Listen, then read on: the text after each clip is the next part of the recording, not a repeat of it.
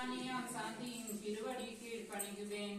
ஓம் ரீம் ஸ்ரீ பந்து பர்தவ உபதிரவ நிவாரகாய ஸ்ரீ சாந்திநாதாய ரபாமி ஸ்வாஹா.